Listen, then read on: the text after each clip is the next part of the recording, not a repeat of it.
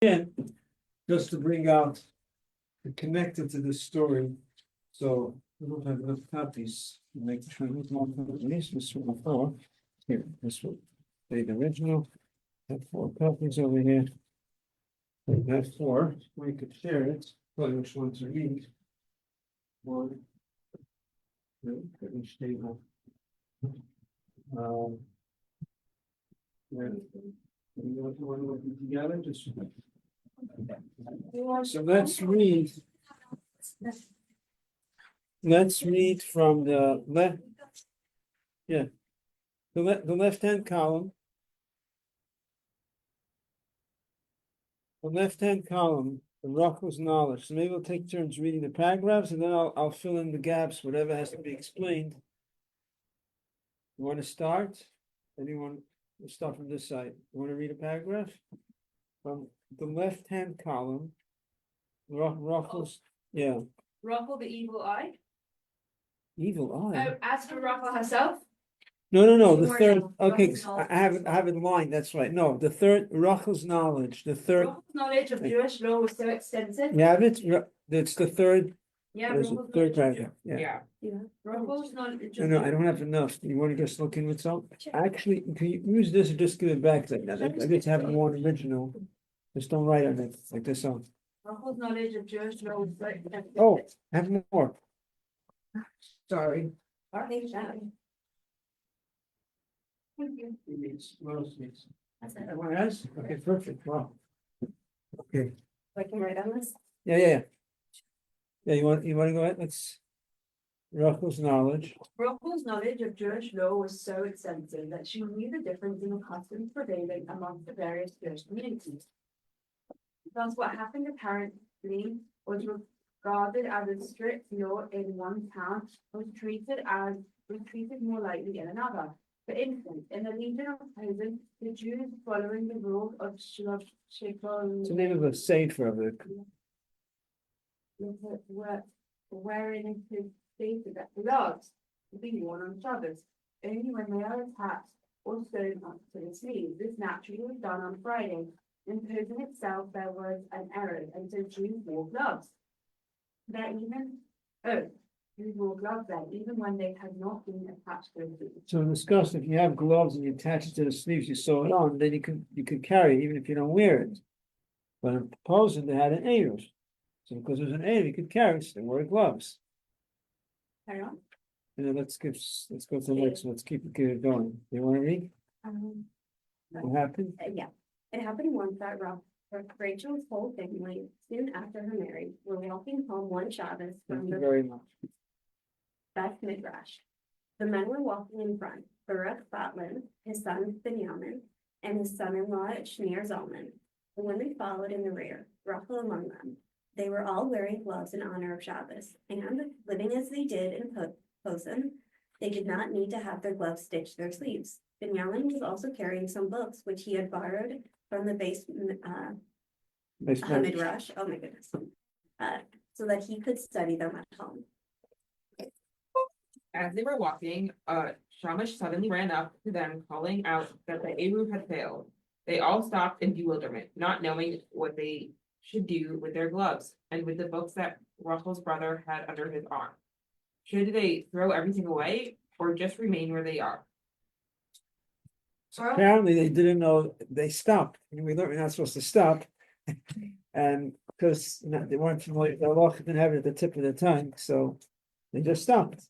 And now what do? So usually we said if once you stop, there's no issue, you just put everything down, there's no issue of carrying. But the problem is you have svarim, they do it to svarim, right? And the gloves, you throw away the gloves, what should they do? Could they wear it? Okay. Baruch Batlin now called out to his daughter. Well, Rachel, you are an expert in the law of the Shulchan Aruch. Tell us what we are to do now. And turning to the men, he remarked with a smile. We men are so busy studying Gemara and other such courses of study that when we are faced with deciding upon an article of law, we do not know it. We are therefore left with no alternative but to turn to Rachel. Okay, skip the next 2 paragraphs. Go to this is her response. So there is, you see what it says, there is no need to take off our gloves. There is no need to take off our gloves. even to quietly. For this is a case of accidental, and there can be no likelihood of any of us taking off his gloves and carrying it. Right, so the reason why you can't wear gloves is not because it's actual carrying, because you might come to carry, you might come to take it off. So what she's saying is, we're all together, it's not like we're already wearing it, and we're all together, there's no concern we're gonna come to carry it. So she was saying, it's fine, let's just, we can wear it. We continue. Or as women are in company, it will immediately be noticed as the person reminding.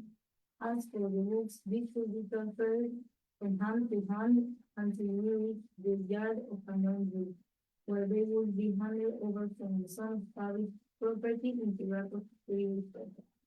Okay, so what do you do with the Svarim? So the Svarim, what she's saying is, you hand it over from hand to hand. We did not discuss it before.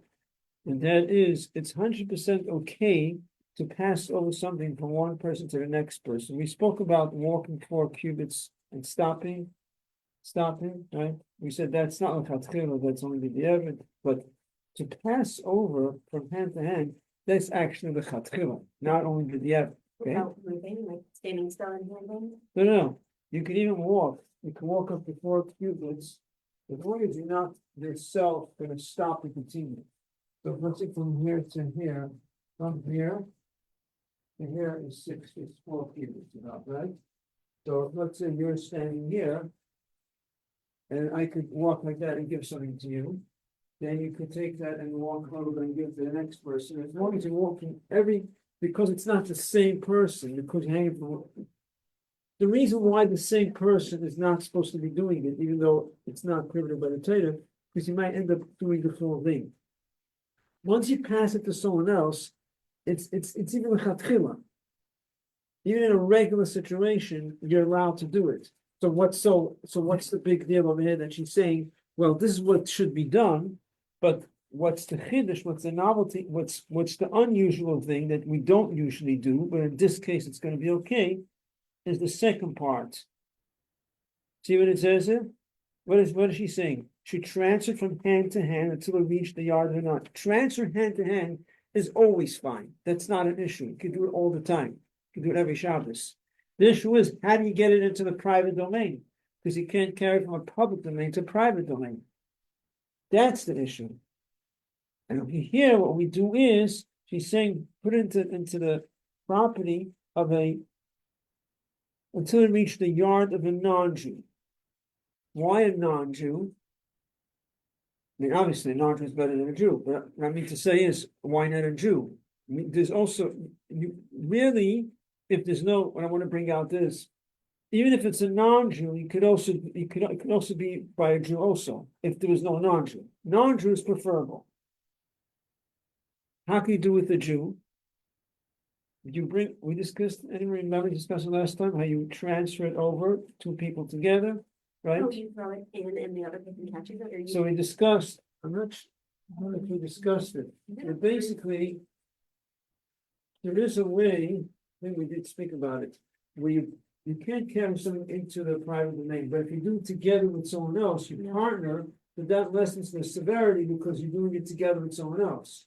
So if you let you stick your hand into the private domain, and then someone takes it from your hand, so now that breaks up the transgression into 2 parts. So each one is just doing a rabbinical prohibition. That's why he's saying better to non-Jew, because now you're minimizing it even more. Instead of going to a Jew, you're going to a non-Jew. So basically you're passing the sword from one hand to the other hand, and then when you get in front of the private domain, to the courtyard, you call out to the non-Jew, he comes, and then you transfer it.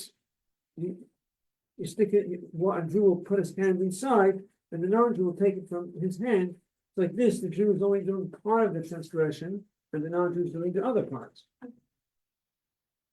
Or actually, if you can have the non-Jew, well, even better if you can have the non-Jew come outside and just take it from you. But that's not always possible. Okay, is this clear? What we're saying over here? Yeah? A little? It's a little, okay, I'll clarify.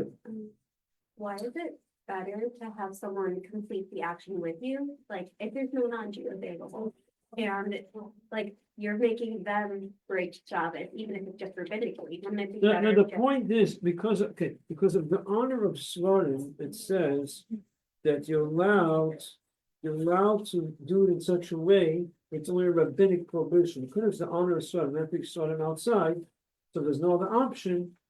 If you partner with someone else, so it's only a rabbinic prohibition, it's allowed if there's no other option. And is it thirty things like far? But what else? Tefillah and Svarim, things that have Kedusha. If there's no other option. But if there's a yard of a non-Jew, he's saying bring it present to the yard of a non-Jew, because a non-Jew is even less. So now instead of two Jews doing it, you have a Jew and a non-Jew doing it. But I'm saying another thing. If you can have the non-Jew, it doesn't go into details exactly what it was. It could be the yard of a non-Jew that you couldn't, if you actually get the non-Jew to come out and carry it, that's even better. It's better than having, what's better, for a Jew to do part of the transgression, sticking his hand into the private domain and the non-Jew taking it from his hand? Or the non-Jew doing a full-blown prohibition of carrying from outside to inside? What's better?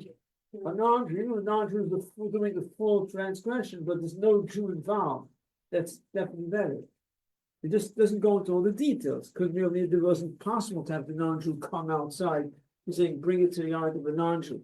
It's not really clear. It's a translation, but anyways, I'm just like I said, I'm filling in all the details. What exactly is the best way of doing it?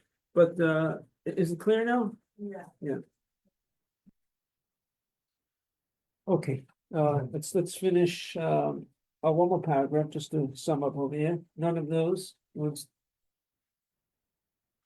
do you read the next one. None of those. None of his presents whether or not the code of law corrected. But her father said they had no alternative but to accept the ruling in the matter under the circumstances. But as soon as they reached home, they looked at the case and built an arm and found it exactly as rough as the paper.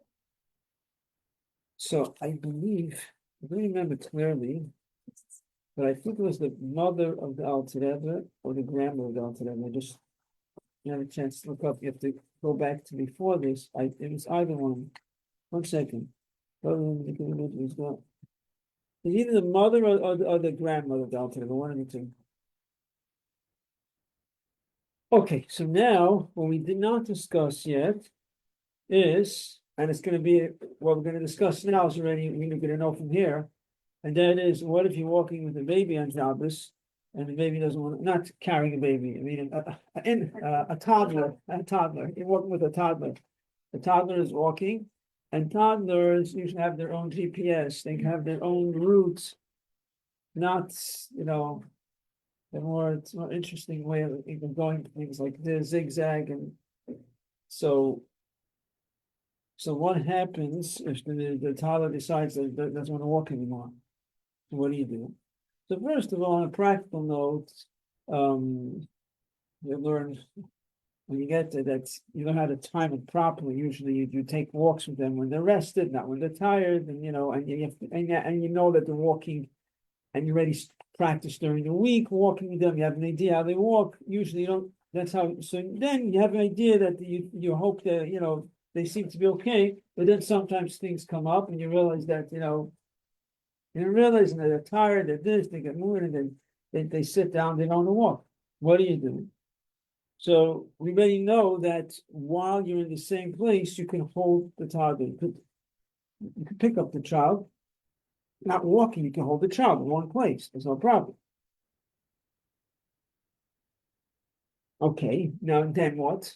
What's the next step? What's the best thing you can do in terms of transferring the child? Well, we just learned now. From one person to the next, not yourself. If you're there with another person, so you transfer, you go like this, you go back and forth. How many feet is that from you? What? How many feet you say that each person can walk? Like 6 feet. So basically you pass the other person, but you can also take a few steps after passing, because you can walk up to 6 feet. They go like this, now the other person goes like that. With the toddler? I'm saying you have to throw the toddler. I'm saying what you could do. What? Sorry. If you're with a toddler that doesn't want to walk. So what? if you have another person with you, you You can do deliver it, you like you pass the chocolate, like you would pass it, okay? yeah, you can pass the child, it's 100% okay, most people don't know that, That's what I was in all saying my last years, I time, only yeah. saw it once, someone doing How it. did the kid take it? Huh? How did the kid react to it? What's Not the issue? fun. I'm They not, loved it. I showed you There's way a such- more it's a extreme way of special- doing it, you don't have to, I'm just saying you're allowed to take a few steps, I'm saying, you don't, obviously you do it according to the comfort of the child, you're not gonna, child shouldn't feel like he's a basketball.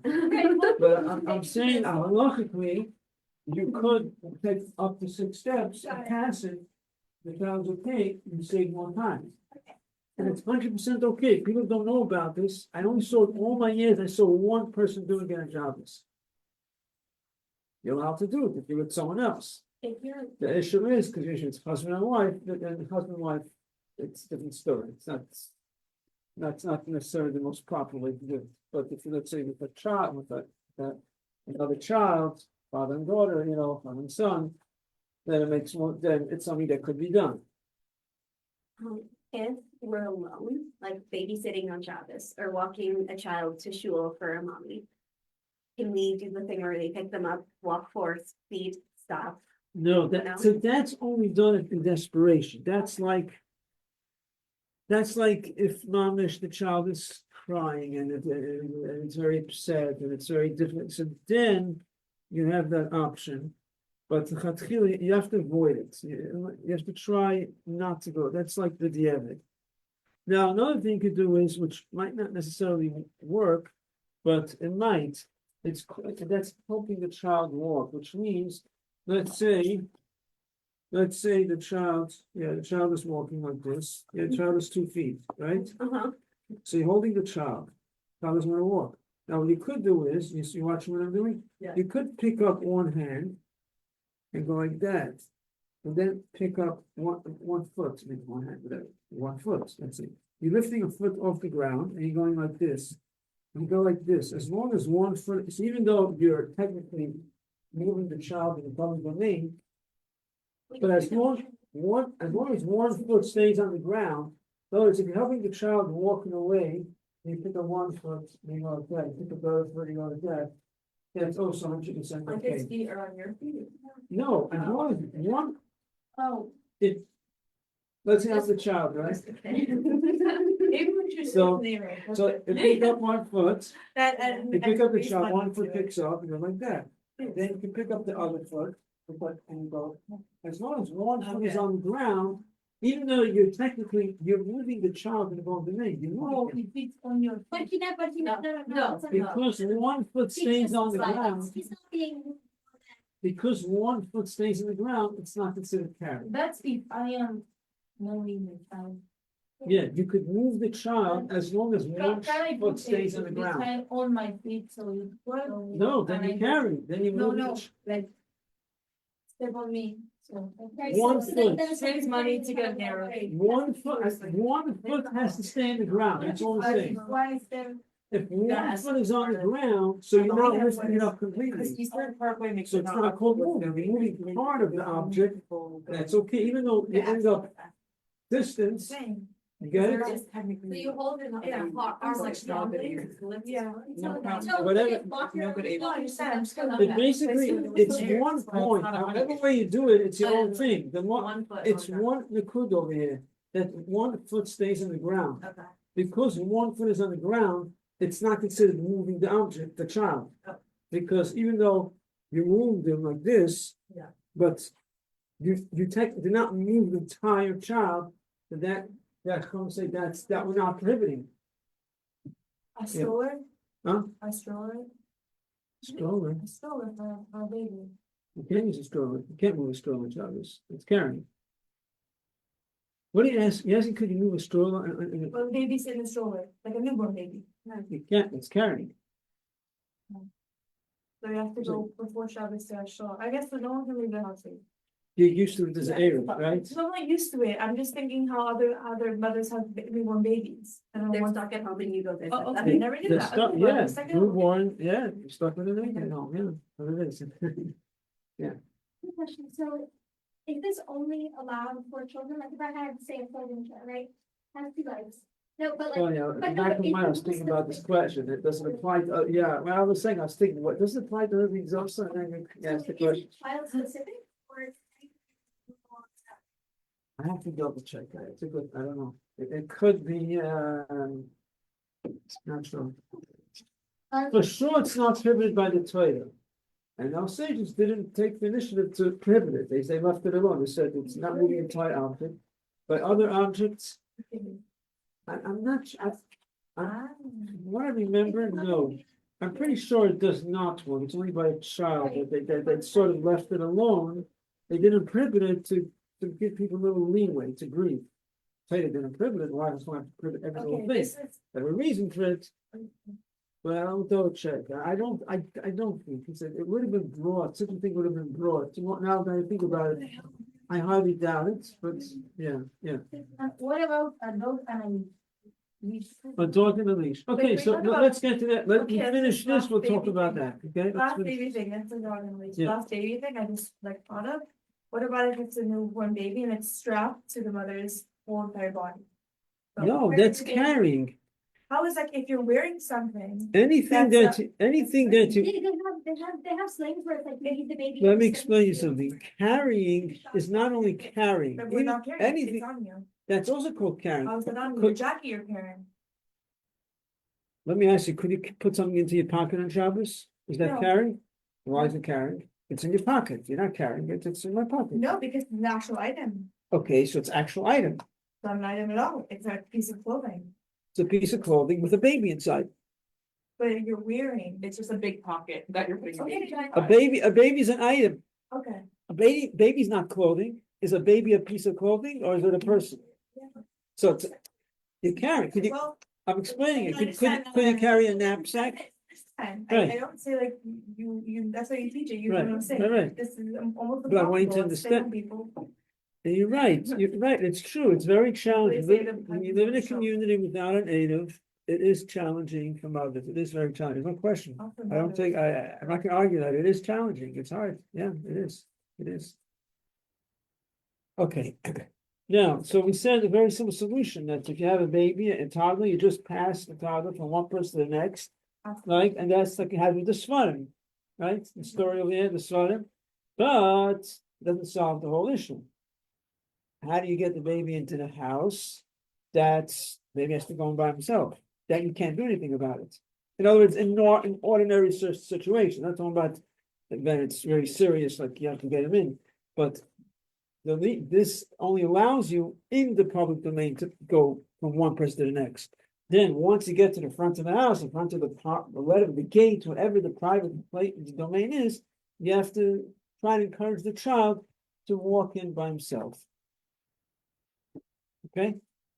Now, well, let me finish one thing. Now, we said if it's very serious, it's freezing cold, and the child is crying, and it's very difficult, and it's becoming so we said you could use that method of walking 4 cubits, stopping, walking 4 cubits, stopping. Or better than that is if you have a non-Jew that you trust to carry the child home, that's even better. Because anything to have it, it's always, in other words, in a situation where we don't ask a non-Jew to carry for you. No, but generally we don't ask non-Jews to do work for you. But in this situation, because it's a difficult situation, it's hard for the baby to, it's cold and the baby is crying, so you could be lenient and you can ask the non-Jew to carry the baby for you. So this is better than you yourself walking 4 cubits and stopping. Because any time you can have a non-Jew be involved with doing the job, that's definitely always better than you yourself doing it, even though you're not really doing a full prohibition, you're walking and stopping, but to have a non-Jew do it, that's definitely better. How long do you have to wait for a child to get back up? Like, when I first started keeping Shabbos in Wisconsin, I was nannying or babysitting or whatever. And I would watch a child on Shabbos, and cars don't come by as frequently as they do here. So sometimes you would just sit in the middle of the road and like there wouldn't be a car coming for maybe 5, 10, 20, 30 minutes. Okay, yeah, At one time, within like 30 minutes, a car came by and I was like, no, scooped him up and moved him. So how long should you wait before you have to pick up a child if like you aren't sure if there's a risk of injury? Well, no, like there. I mean, that cars question might you have not to come answer for yourself. another day. This question really, you should really answer the question No, yourself, I it's not a think- question for me. No, I've heard that like 20 minutes is like, okay, if a child won't move in 20 minutes, you can pick them up. How much dangerous in the road, how much. If it's dangerous, it's dangerous, No, this road, cars might not come down for days at a time. okay, They might come once an hour. you ask me if it's dangerous or not, are you asking? I'm asking, okay, let's forget the road. If I it's- think you're mixing two questions together. You Yeah. think of a child, what's called a difficult situation. How many minutes is if the child, you have to sit on, and you're going crazy with the child sitting on the sidewalk and you wanna walk already? Yeah. It depends on the child, depends on the weather, it depends on so many things. There's not, if it's a nice day, the child doesn't wanna walk, and you're okay, you're just standing and, you're chilling, whatever. So the child is sitting and the child's relaxing. But in the middle of a road, I don't know, if it's dangerous, you don't, if a car's gonna come, why would you wanna be in the middle of the road? The car, oh, you see the car's gonna see the cars go slow. You have to make your own judgment if it's dangerous or not. It's not, something that meets, right? You can't make that judgment, yeah. I have a question to clarify, we were talking about before about once you get to the yard, like you hand it over to somebody else, they don't complete the malacha. It's because you'd be taking from a public to a private domain, like, that's why you hand it over. Right, Okay. right, exactly. Okay, clear? Okay, so you want to talk about a dog on a leash? Okay, so the question is a dog on a leash considered carrying the leash, right?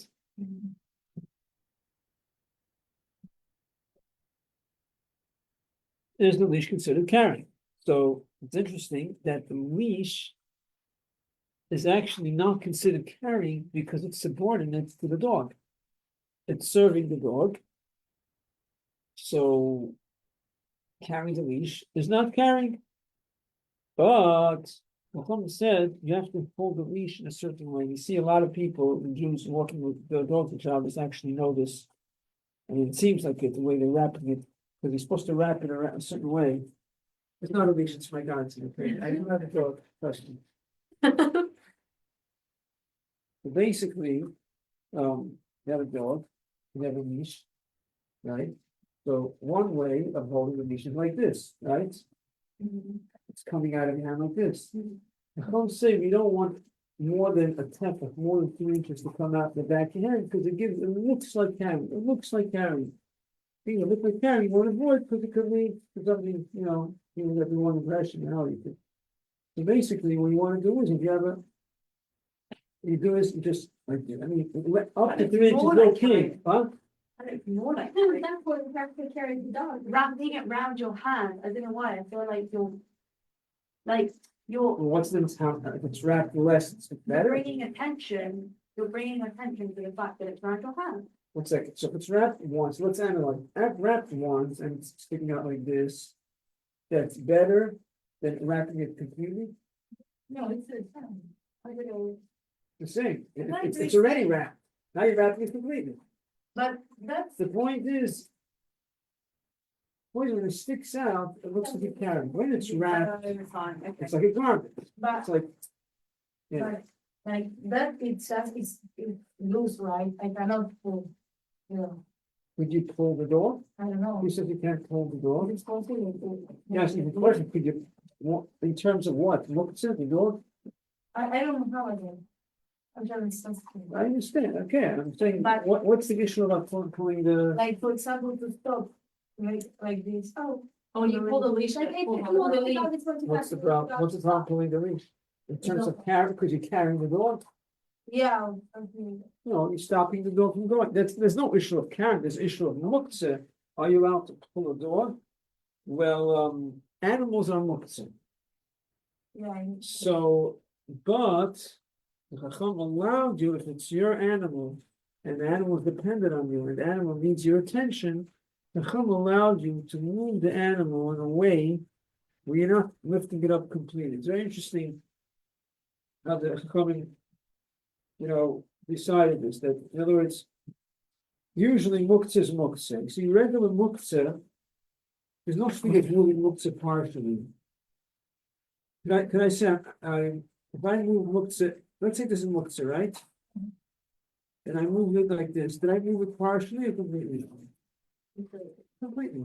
Can't move something partially. But The whole thing moved, right? yeah, By animal, because it's pliable, it's possible to move it partially.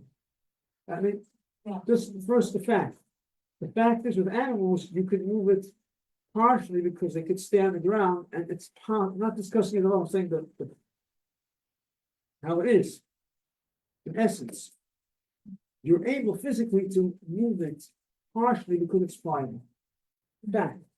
Now, someone went ahead and said that we're going because the animal has needs, and you take care of the animal, will allow you to move the animal partially if it needs your attention. So you cannot lift the animal off the ground, but if you need to, like, if it needs you, and so you're allowed to rub it, you're allowed to hold it while it's walking,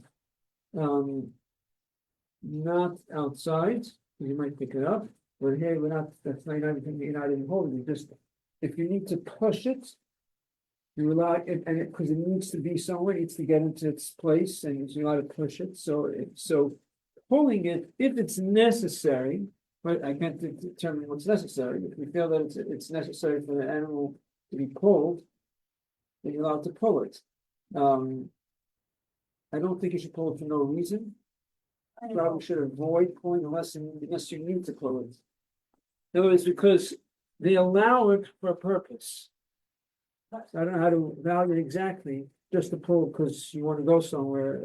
If you feel you need to, you can pull. That's the bottom line. You feel it's necessary. but touching is like, Touching if the animal needs you. If the animal needs your whatever you If call it's it, your not by emotional animal. support, so then you could touch it, you could rub it, you could. no, just doing If this. the animal requires it, not for yourself, if the animal requires it, you're allowed to. Animal jumps in, you're allowed to, but you can't lift up an animal off the ground. That you can't. You're not allowed. I see people doing that on Shabbos. You're not allowed to do it. Wait, inside or outside?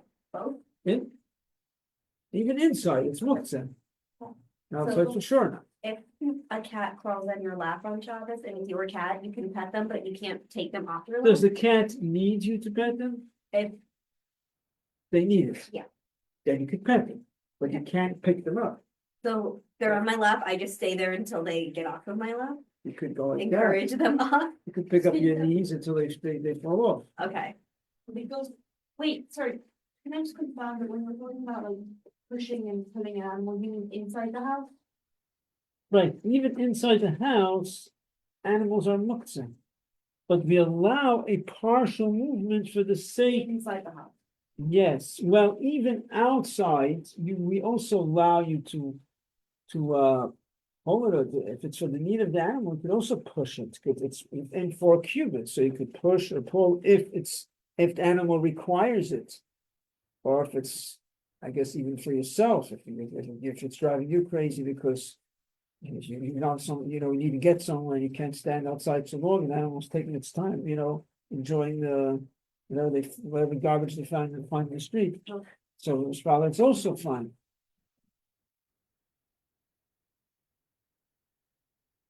Yeah, Yeah.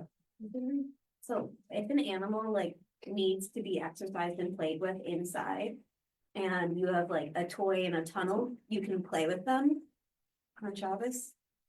what does mean playing with animal? What are you doing to the animal? Like I have a string and I go, and then she runs through a tunnel, and that's how she You're not exercises. you're touching the animal. No, but I'm like, You're someone playing said, with the animal. her toys might be love them. And I thought that was Toys? Yeah. Which It- toys? like a piece of string that she likes to chase. Why would the string be looked if she plays with it? It's a useful item. It's a find a broken piece of something that's garbage that broke from whatever, then it's not a keli. It was not intended to be used. Like 2x4 is broken stuff that leaves outside broken branches, those are muktzah. Something that's meant to be used for the animal, why would it be muktzah? They play with it. So if we were taking a dog on a walk and they picked up a stick, we couldn't take it from them? Usually not, but if the, no, you would, no, it's actually, it's absolute muktzah, you wouldn't be not, you wouldn't be allowed at all, no, you wouldn't be allowed. So we have to Are we let them bring it allowed? into the house. You cannot pull out, it's a very good example, actually, yeah, you cannot pull it out of the mouth, yeah. You can use your foot. You can kick it out of the mouth with your foot. If you, That would not work. it won't work. No. No, you don't wanna hurt them. Well, no, and they'll just clamp down. Here's the thing. And to actually give it away, then you would have to hurt them. Right, okay, so So- you can't do it, yeah, no, it's muktzah, there's no leniency for that, no. If they bring it in the house and they chew it up and get stick pieces over, can you sweep them up and throw them And out? they get, Like pieces of stick all over your phone? It's Can you muktzah. sweep it up? it's muktzah. No, okay. Okay, like any other muktzah. If you have muktzah in your house that's annoying you, it's really bothering you. Then you're allowed, and you're using that space, then you're allowed to move it. Okay. Yeah, that's a general rule with muktzah. But it has to be that's really annoying you, it's bothering you, not just, it's annoying you, you're using the space and you know what, you can't stand the way it is. Then you're allowed to move it. Yeah. Okay, any other questions? All right. Okay. We'll stop here. And tomorrow we'll do a review sheet on carrying.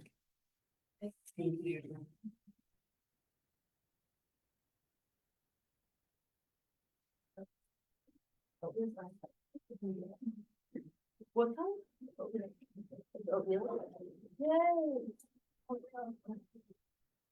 I can't go. Like this with my cat anymore. Well, they need the cage, just get rid of the cat now. Absolutely not. No. I approve. Bailey, I hope you know you're required by Torah, if she ever sits in an on Shabbos, you're required to stand up in the most inconvenient way possible for her. Stop. About.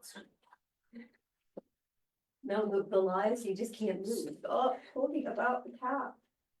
You know, like cats. I'm pretty sure you're the one that brought up the cat, Amy. Yes. Cat's giving it away. I would like it. Does anybody want someone else's cat? No. You're gonna auction off the cat in the auction room. So, come on, two, home.